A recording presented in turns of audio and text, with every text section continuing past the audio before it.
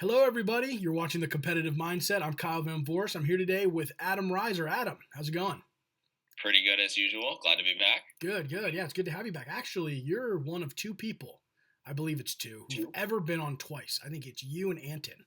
Wow. I think Anton's been on twice now. Awesome. Yeah, he had his recent second place finish at Dallas, so Yes. definitely, glad to watch. I did watch that one, so glad to see him back. You did watch that one. It makes it sound like you don't watch all of them, Adam. No, I watched most of them. Okay. don't.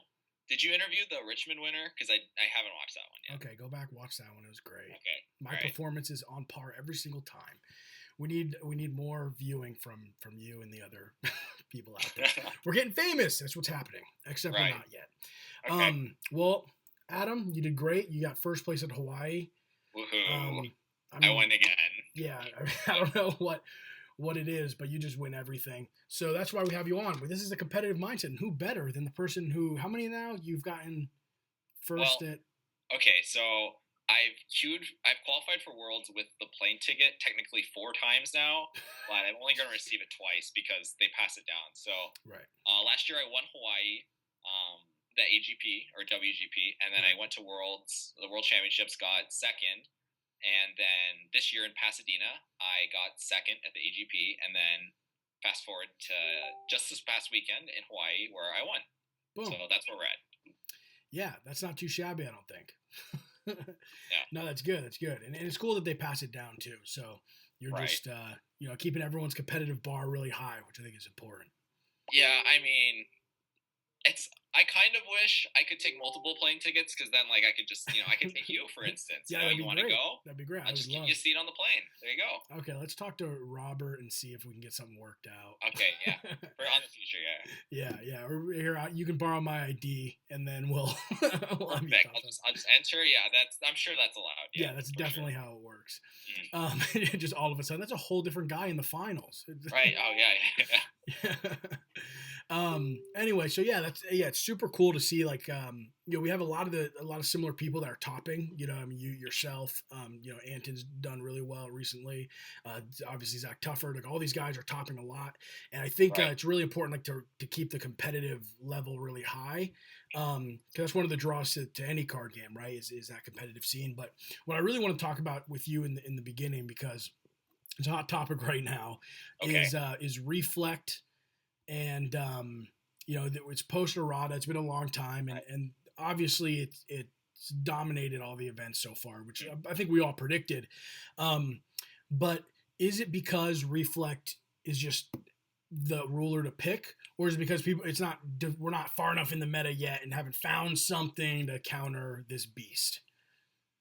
Okay, so that's an interesting question. So right when Reflect came out, right? Super broken, wins every tournament, all top 8s, Reflect. we even played it in Pasadena. Zach won nationals with it. And then fast forward to the errata, which is Reflect, phase 2. Right. And it gets to Dallas and Richmond, where Dan and Anton win Dallas, and I believe Ryan wins Richmond with Reflect. And then fast forward to this past weekend, now we have A3. The new set, so maybe they give us things to fight against it. Right. But then I won last weekend, and so actually Nick Blandon, forget his last name.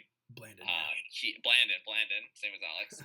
He also won in Montreal, and we both played Reflect Alice's World type variants. So the reason why Reflect is, I guess, insane is because not only does it allow free card filtering, which, I mean, that's kind of why in other games like Magic, Jace the Mind Sculptor is broken, but it allows for you to do things for free. And in a resource-based game, doing something for free usually ends up being broken. Absolutely. And so even if they print these rulers like Kaguya or the Primo Generator, which I think are pretty pushed as far as their support, because they're still reliant on resources, they can't combat Reflect fairly. Right. And Reflect also doesn't require a specific type of will, so it can basically just go in any deck. Yeah, it's kind of interesting to think about. I was talking to Dan Musser. He got first at Dallas, and we were talking about Reflect, and it can be put in any deck. So I mean, because here's the main thing. This is one of the arguments that we hear a lot, which is, well, if you don't know, if you can't beat it, you need to think what makes it work so well. The thing with Reflect is it makes every single combination of 40 cards work so well. Right. Right. So that's the power. The power doesn't come from, the power comes from Reflect, which gives you access to these 40 cards that you can ban. I think you can just ban Morgiana, which people have talked about. Like, oh, that's what lets you, sculpt your hand the I best. don't know about that one. Right? Yeah. Like, the thing is, you still have the problem, which is then you're just not playing Morgiana, but you're still looking at more cards than your opponent. You're still rewarded for playing really powerful cards with no downside. One of's, you're hoping not to draw usually. They're Right. bombs usually. You play one card in your deck, you want it to be something that's going to have a huge impact when it hits the board. Well, Reflect rewards you by not letting you keep it in your hand if you draw it too early. Stuff like that. So I think it's interesting. Do you think? What do we got to do? Do we just need to wait for this thing to rotate out? If you were force of will, would you just bounce, get rid of this bad guy? So I think a lot of players who complain, or at least the ones who are very vocal about Right. their complaints, they're right in some areas, and some they're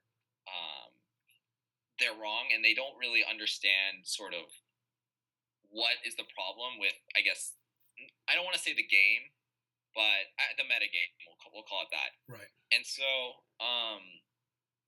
to beat Reflect, because it's hard. Like I was saying earlier, you have a resource based game like Right. Force of Will or Magic or any of those other games, and you have a card that breaks the resource system. So the only way to do that, to beat it, is to create something that's cost efficient that doesn't allow it to break the resource system. So Right. a card like Primogenitor was a decent idea from the R&D team because you can counter, activated abilities by Right. just, tapping a Regalia or tapping a stone, Mhm. which lets you sort of, counter Reflect. But the problem with Primogenitor is that he's very expensive to get out anyway, and the card Barrier of Shadows shuts him down. So I wouldn't say calling for a ban of Reflect would be the best thing that could stop it. Perhaps another errata is the best solution. Maybe making it so his abilities, you have to pay one to do it, rather than you just for free get to sift through a card, pump a guy, or like Right. counter a spell, search for anything. I think maybe adding a cost, so to make sure that it has to use a resource, Right. sort of balances it a bit more. I think that's the most elegant solution that Right. doesn't require banning, because banning cards in some card games leads down to A dangerous mess. paths that Yeah. can players, once one card gets banned, as soon as something's too strong, players in the future will be like, oh, ban this, ban this, ban Right. this, ban Right. this. And it's just kind of a mess. It's a mess for sure. Yeah, I think so. I think I agree there too. Giving it a cost is something. I still think it would be really strong. I don't know how many. It would give other rulers a fighting chance, which now I just feel like they don't have. Right. And anyway, I think let's talk about what I really want to talk about, which are the big Sure. cards that came out with the new set. What do you think the cards, in your opinion, were the big ones that are going to have a huge impact on the meta? Probably the ones that already have. Let's chat about those a little bit. Right. So since the AGP Hawaii was, and the Montreal was the first events that used the cards from the new set, Right. Moonlight Savior, and the big cards were the rulers, Kaguya and the Primogenitor. Right. And the cards, so all right, I'll just list them for each ruler basically. So the first one I want to talk about is Wall of Wind. Yes. Or Force Spike, as green Force Spike, Yeah. as some people might call it or think about it. And that card serves a very important function in Force of Will. It's similar to Signs of the Future in that, for those of you who have played lots of games of Force of Will, you'll know that if you lose the die roll, it's in like a red mirror match or something. It's very hard to win the match because the player who's on the play just has such an enormous edge over the other player. Absolutely. I think we actually talked about this on the last time I was on the show. Call back. Right. And also, real quick, for people who don't know, Wall of Right. Wind, the effect is it's an instant, and it's a cancel target spell unless the controller pays an additional will of any color. Yes. So it is Force Spike for Magic, and the reason why this card is perhaps even more impactful in the game of Force of Will than it is for Magic is because in Force of Will, all your cards are spells, Right. so you're going to be able to efficiently use your mana or will every single turn. So you're almost always going to be tapping out in Right. some form of another, and because it's so hard to win on the draw, anything that lets you invest like one will and trade something for their whole turn Right. lets you sort of catch back up when you're just starting from so far behind. So the card allows you to do something that other cards in the past haven't let you do, besides like Sign to the Future. Yeah, I think the card's fantastic. Now, a card like this, I'm really real glad they printed this card. I think this is something that is really great to see in Force of Will, like you said, because right now it's so. If you're not if your opponent doesn't tap out, you're like, oh, good, good. I think I Yeah. have this one. That means there's a problem with their hand, or most likely because they're not playing Reflect. But Right. if is this kind of card what does it kind of fix the issue that we have, which is the challenge of winning on the draw? No. No. It Okay. helps. Uh-huh. I think if they print more cards like these, it will lead towards the games becoming more even. Mhm. Even in games that I play test, when I'm on the draw with playing, Alice's World, which I think is just the best deck in the game right now, Right. I'm still probably winning under 50% against like any other, top tier deck. So if they keep printing cards like this, I think it's a step in the right direction to where games might become more fair. As for players who want to put this card into their deck in the future, I think that in a 40 card deck, if you end up drawing too many of these, it'll be pretty dead. So I don't think it's a 4 of like it would be in a game like Magic where Force Spike was 3 to 4 of, but Right. somewhere between 1 to 3. I actually only played one in my list. How'd you And like it? right, huh? How'd you like it? It was good. I started off at 2. Some of my friends had 3 in the beginning. Ultimately, I started cutting cards like Robe of the Fire Act, cards that are good at catching up from behind, because I was adding another one that does effectively Right. the same function. But Robe of the Fire Act ended up being too important to the Alice's World deck, so I ended up going back up to 3 robes and Okay. only playing 1 Wall of Wind. I'm not sure whether it's correct actually. I could see if someone wants to play 3 Wall of Winds and any deck, I wouldn't fault them for it. Right. The reasoning's there. I think it's a very good card. Yeah, I think so too. I think Wall of Wind's a really cool card. I think it's a strong card. But there's another card that I Okay. think is very cool and strong. This is one that I enjoy. Um, Prisia. What is this? Yes, Pursuant of Exploding Flame. it's quite the name. That is quite the name. And Exploding Flame is right. Right. So I'll give a quick rundown of this card. It's 700 attack, 400 defense. It has swiftness, target attack, first strike. Everyone's like, when will he stop? That's right. It has all 3 of those. And you can pay a green will to give this card flying until the end of the turn. Yes. And when this card is put into the graveyard from your field, it deals 500 damage to your opponent. Right. What do you think of this one? I don't think it needed that many abilities. I Jeez. we could talk to Brian Liu about how they tend to put complexity creep and put too many abilities on cards, but this card's very good. I think that this is just my opinion, but I think it's correct. If you're playing red right now in Force of Will and an aggressive strategy, you should probably have 4 Prisias in your deck. This card gives you an enormous amount of reach. Even just sacrificing it to Cthulhu or sacrificing it to Adam Brawl, it gives you just insane value. Yeah, definitely. It's extremely undercosted for what it does. It can eat Elvish Priests. It's basically like a removal spell, and if they kill it, they're punished for doing so because you're still doing damage to them. Yeah. So I think a lot of people were hyped for the card Athena, which maybe you want to talk about later. I like but this card, in my opinion, is much better than Athena. Well, what's crazy about this card, so one of the problems, well, I don't know how much of a problem it is, but one of the quote problems with red was the 3-drop spot, right? Right. Like you had Flame King Shout as like a really solid 3, and then you get what's his name? Your favorite Garrett. card. You just Garrett. have a bunch of bad 3-drops that you right. like Flame King Shout into, right? That when they get swiftness tend to be good, like Gareth, right? But yeah, considering the fact that like this is a 3, it costs 3. I mean, it pushes you in red green, which I think is a direction that is good to be in anyway, right? Like you get all these pump spells and combat tricks. Yeah, I think it's a solid card. I mean, the only argument is against it is the 400 defense, Right. but you kill it with a thunder, you're taking 5-2. I mean, I think it's fair at that point. Well, Well, unfair. yeah. I mean, if you're thundering it, you're doing really well. That is the biggest drawback to this card. That don't run into the thunder. Right.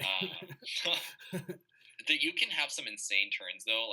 So we were testing for the Hawaii event because I didn't want to play Alice's World. I wanted so many other strategies to work, and I was so excited to start testing. And then in the end, I just ended up playing it. But with Prisia, if you can play it when they're tapped out, kill a guy, sacrifice it, and like another thing to Adam Brawley, you'll get to do 500 damage to them. Adam Brawley will deal 500 damage to one of the resonators, and you'll produce a will of any color. So you're just getting really far ahead, even though it costs 3. You're sort of just netting free will after that too. Just by being green is just so good with Adam Brawley, and I think lists, Italy tends to like to play a lot of red cards with Adam Brawley, so I think we're going to see some of that in the next coming months. Yeah, I think so too. I think this card's really, really good. The problem is Alice's World's such a challenging deck to beat. Yes. It's so freaking good. And the thing is, like, the skill cap on that deck is through the roof. So, I mean, I can take Alice's World to a local and get stomped on by a tree deck. Right? And I'll be like, dude, tree's broken. You haven't seen a tree like this. And you'd be like, oh, yeah, roots run deep. And I'm just going to make tree puns for the rest of this whole video. But then someone else plays the deck, and they're going to just stomp on that same tree deck because the skill cap's insane. Like, there's no way I can play Alice's World and top an event. I just don't have the skill. Right? But someone like yourself, like Alice's World in the right hands is just out of control. Why is that? Is it because there's so many decision trees? What do you think? So, like I was talking about earlier, with anything like Reflect being broken because it doesn't use resources in a resource-based game. Right. The same can be said about Alice's World. All your cards they play really well together, and they're all so efficient. The card Gwyber, I think in particular, is what it kind of glues the deck together and gives it a good finisher. Gwyber is good on offense and on defense. Right. So if you play a turn 2 Robo the Fire Rat, and then on turn 3 you play Guy Gwyber, chances are the red deck's not going to have an efficient play. Usually their out to Gwyber is Susano. Right.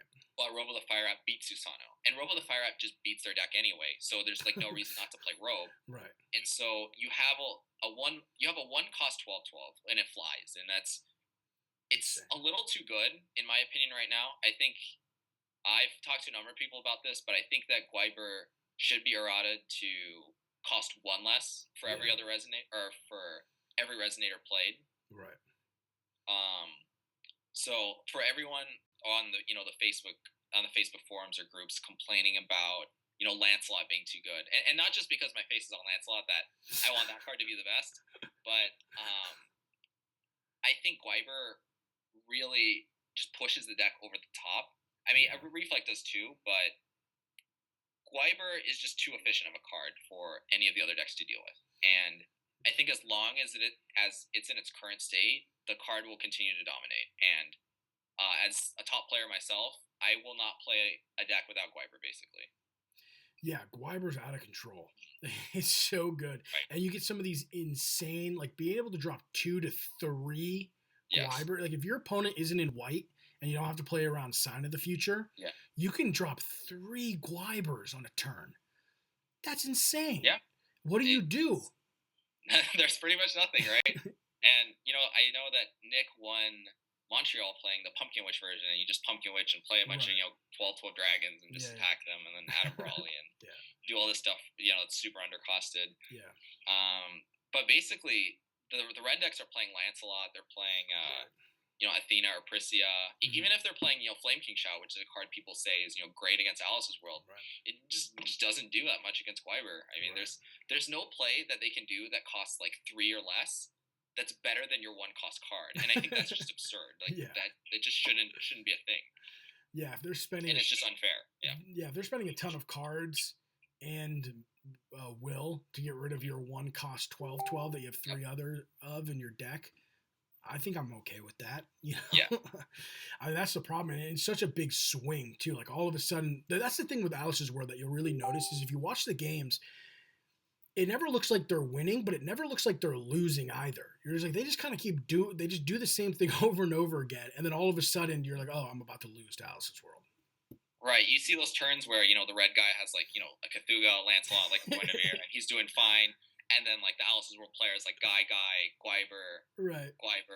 Adam Brawley, and then like it's just done. Like they're just dead. Yeah. So, what are they gonna do about that?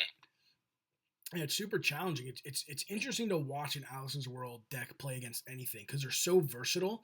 And I think I don't know about interesting. Games take a while. Well, yeah, that's true. They take forever.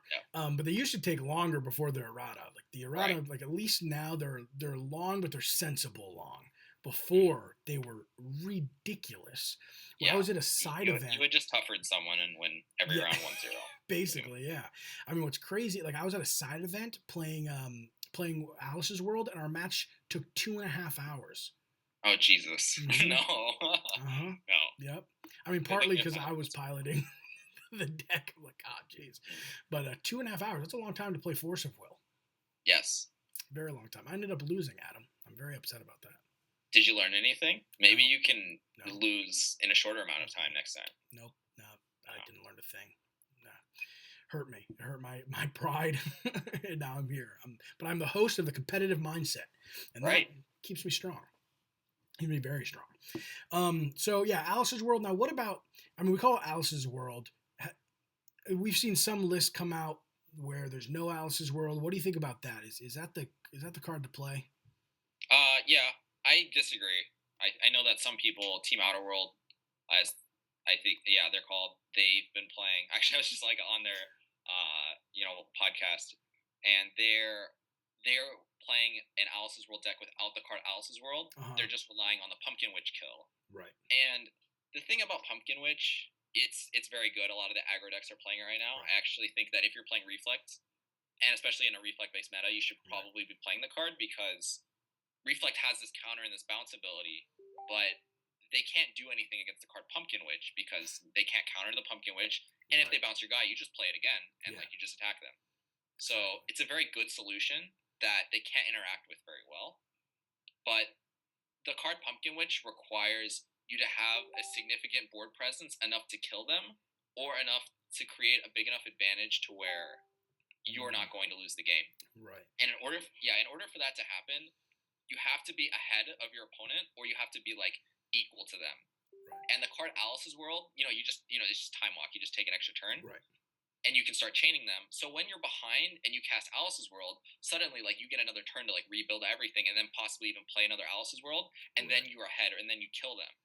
So I prefer the Alice's World kill or the Alice's World, just the slots in the deck. Yeah. Because it's good in every single situation that you can think of. Whether you're behind, whether you're ahead, whether you're even, it's just always good. So I think the correct build is still playing Alice's World. So you wouldn't play a Pumpkin Witch at all? Did you know your build? I think it's fine. Like if you're playing a lot of mirror matches, the Pumpkin Witch is good because they can't interact with you, so you can just randomly kill them with it. But I don't think Pumpkin Witch is better than Alice's World. So like if you're like, I don't know whether to play the second Alice's World or like the first Pumpkin Witch, I would just always play the Alice's World. Oh, I see. Yeah, it makes sense. I know, Pumpkin Witch is a really strong card, and a cool card. I just think because it's like it's a funny card. Yeah, right? It is super funny. And I used to, when I first started playing Force of Will, I played that werewolf deck, the red werewolf deck, and Pumpkin Witch. I didn't know it was a deck. Okay. It was more than a deck, Adam. All right. It was very strong. Very strong, especially in the right hands, and my hands were right back then, back in the day, in my prime. And so I just thought it was cool as like a flashback. One card I want to talk about because I've heard a few people bring it up about possibly making a comeback is Abdul. I don't know if you've heard the chatter about Abdul, but what do you think? I have not heard the chatter. Okay, well, we're gonna let's hear it. I'm all ears for the chatter. We're gonna chat. So here's the idea. Is there's a few people have brought up in multiple different avenues the idea of Abdul being a very strong way to fight against Alice's World or just decks in general. You're looking at me like I'm crazy, but this is true. Yeah, you're crazy. Well, hear me out. Abdul can blink Guiber, so it doesn't fly anymore. Can't flap its wings. Sure. If it can't flap its wings, it can be blocked. Okay. So that's number one. Okay. Number two, stops all enter abilities. You're going to have big problems sculpting your hand when you can't draw off of your Cheshire Cats with Morgiana on the board. Big problem. Okay, Adam, deal with that. The third thing. The third thing. Okay, there were two things. Those are both of them. I can't remember the third. Yeah, just two. So those are very two strong arguments for Abdul. What do you think? Okay there? Yeah, I'm okay. Okay. Are you okay? So, I know, it's a lot to take in. Yeah, with the new set, the card Kaguya does essentially the same thing as Abdul because she can counter triggered abilities, which are all enters basically. Right. And that kind of shuts down the deck. And they also get the card Tsukuyomi, which can counter all activated abilities of Resonators, right? Uh-huh. And so that can shut off your Elvish Priests, and then they can counter all your enter abilities. So originally, when I saw that card, I'm like, oh, Alice's World might be dead finally. right. we can beat it. But the thing about Abdul is that you'd have to flip pretty early to fight Alice's World because they're just going to kill you on turn 4. So that means you're not making stones, and the Alice's World player will continually get free resources just by playing Reflect. And so they'll be able just to draw more cards that way off Change the World, and they'll just be able to grind you out of resources. Even if you're killing Cheshire Cats and they're not getting their enter abilities, right. They're still playing it for free because they're drawing more cards. And so this is a problem I had with the Kaguya deck was that, there's another problem I had, but essentially you can counter all the enters and it's going to take your whole turn, but they're still gaining free resources from Reflect. Right. And you still have to somehow deal with Wyber. Because even if you block their guy and you tapped Abdul or tap Kaguya to make a stone, they can just bounce your blocker with the Reflect. So it's not that good of a solution. And the card Barrier of Shadows shuts down, especially Kaguya, because she can't use her Regalia to shut down your enters. And it's going to cost her 4 to J-activate, and 4 to J-activate in this game is $1 million. Insane. It's the reason Sylvia sees no play, just because it costs so much. Yeah. And it's easy to see her coming, too. All right, well, okay, I tried with Abdul, but I got another for you. Okay. Actually, no, this is more just a question. All right. Do you think it will ever happen, / why has it not happened, Primo making a big impact? People were fired up about this card. It was the most expensive Uber. People raised their hands and said, we want Primo. Well, you got Primo. Where's Primo, Adam? Where's Primo? Well, there's only been one weekend of events. Okay. The set just came out, so there's still time. I mean, I am still of the opinion that Alice's World in the right hands is far and away the best deck. But there's a number of ways that you can build Primo. I think that, you look at him all right, Black and Moon, let's just make a mono black control deck and see how this goes. But I'm not sure that's actually the best way you want to build it, right. Because the black control decks in the past have problems that that they rely on answers, and so sometimes they might not have the right answer, right. Or that they're just not proactive enough. And so you could play Primo in a red deck, in a green control deck maybe. Mm-hmm. The card Barrier Shadows kind of destroys Primo, though. That's the thing. It makes his Regalia basically, when you have to cost 1, or you have to pay 1 to produce a will, it basically just it makes them all dead. And then Primo also costs 4 to J-activate. And once he flips, it's going to cost, $1 million to do his God Art, 5, or 2 to counter a Reflect ability. And the Reflect ability costs 0. And so even though you're countering Reflect, you're paying 2 to counter something that costs 0. I'm not sure you're really winning there. Yeah, maybe not. So he's kind of expensive. Even though he's so large, he's just a bit expensive and bad against Barrier of Shadows. But he does have potential. I mean, they really pushed for him this set. Yeah, they definitely did. So we'll see. Maybe someone can figure out a way to make, that expense worth it. You got to be a big baller to play Primo. It's going to cost you a lot. But, more money, more solutions, maybe. We'll see. Last one, okay? I'm excited about this. People who watch the competitive mindset regularly, I don't know how many they are out there, but there's a few.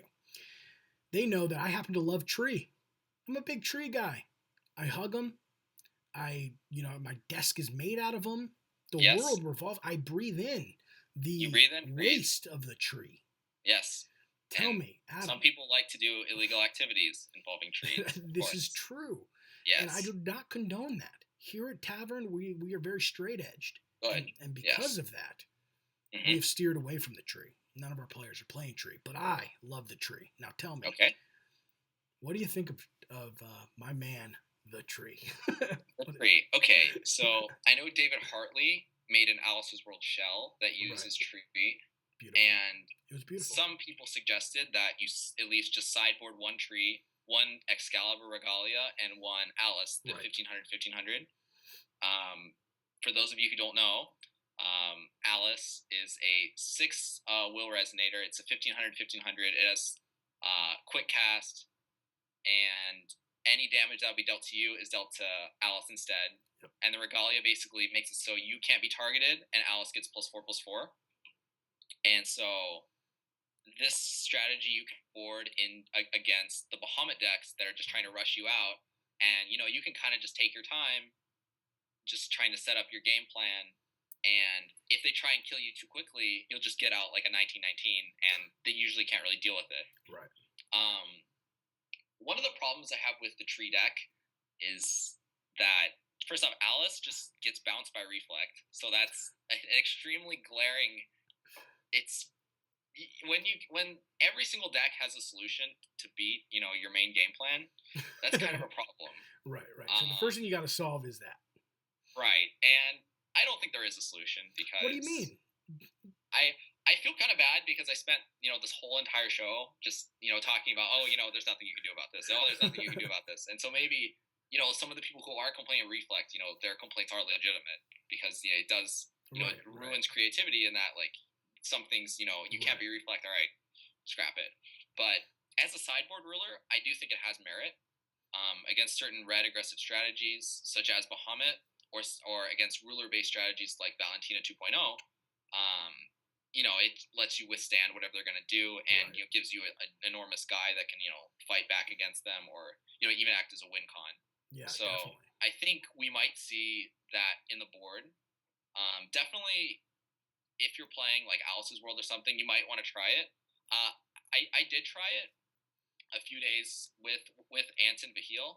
I needed to name drop him this time. I sideboarded it in some games that I was playing against him, and it was not very good. So hopefully you can have more success if you want to try sideboarding it. I will. I love the tree. I will stand by the tree. It's done a lot for us, Adam.